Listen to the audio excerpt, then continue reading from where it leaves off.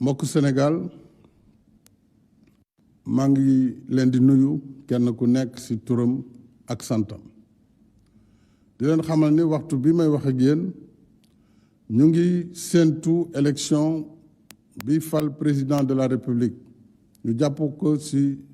ñaar fukki fan ak juróom ci weeru février ci at mi ñu nekk fan yi yëpp nag réew mi am na lu bare lu fi xew ci ay tolof-tolof ci wàllu élection bi ak processus électoral mu judd ci loolu benn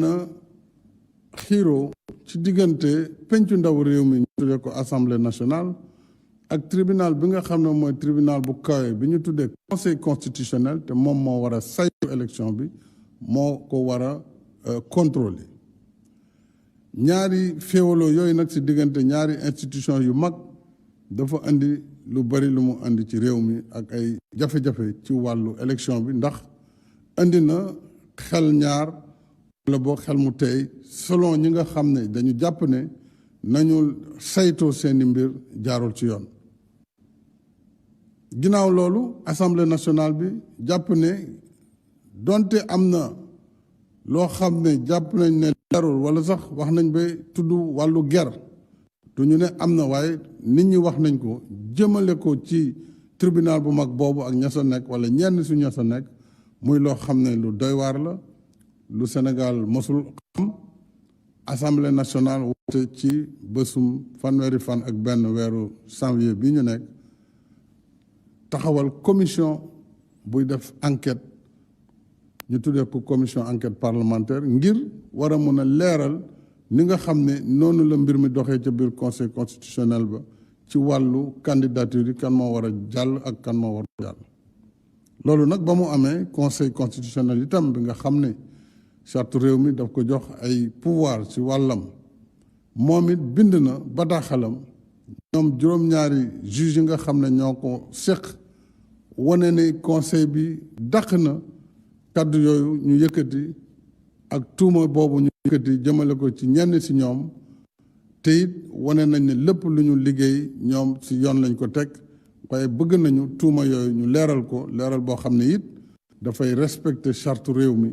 respecter it lii ñu tuddee séparation des pouvoirs mooy pouvoir bu ci ne yoon moo la jox say prérogative say dogal ak fi nga xam ne fa nga war a yem waaye keneen tam mën a ñëw dugg ci loolu nag bi mu amee te lépp jëm ci élection bi mu am leneen lu ci yokk depuis barki démb lu ñëw gën a teeyal xel yi muy ñu gis ne candidat kat si ñu jàppoon ne ñoom ñoo war a dem ci jongante bi am na ci koo xam ne ndekete yow moom am na beneen nationalité kon li constitution bi wax ne képp kuy wut réew mi waroo am beneen nationalité bu dul bu Sénégal gis nañ ne kon loolu tam nërmeelu na ci cas bi nga xam ne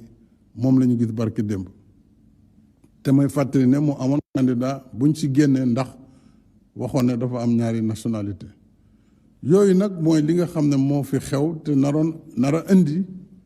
jiixi jaax ci élection bi ni mu tëddee nga xam ne dafa war a nekk élection boo xam ne dafay leer te ñu ànd ci loolu bi loolu amee assemblée nationale toujours ñëwaat na bind ma bataaxel ni nga xamante ne noonu la ko seen charte waxee ñu tuddee ko règlement intérieur xamal ma ne kat benn groupe parlementaire déposé na beneen loi bu bees proposition de loi la buy bëgg soppi benn article bi nga xam ne mu ngi jëm ci wàllu date élection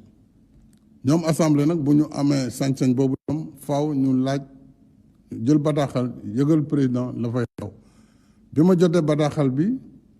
dajale naa consultation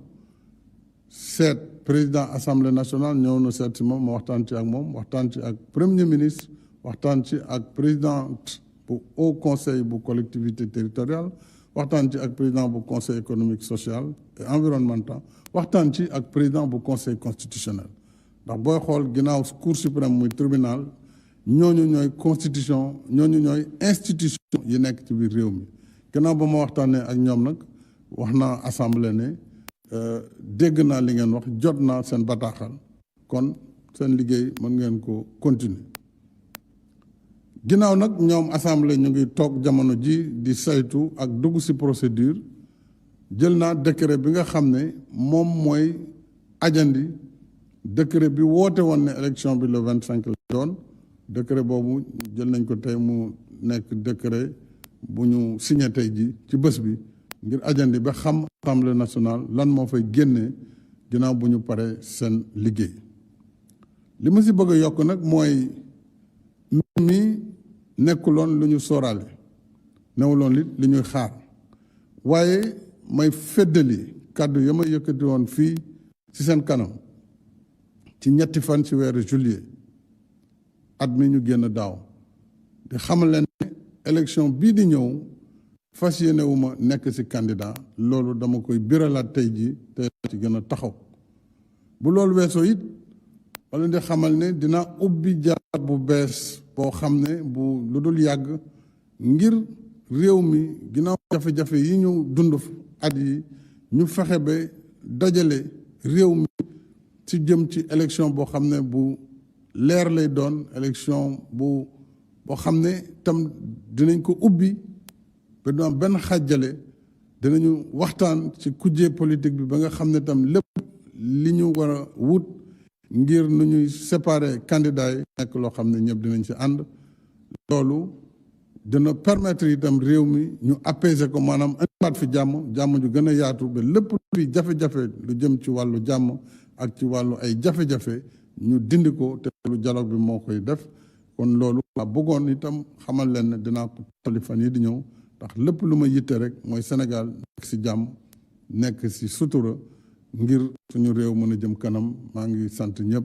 di gërëm ñëpp wasalaam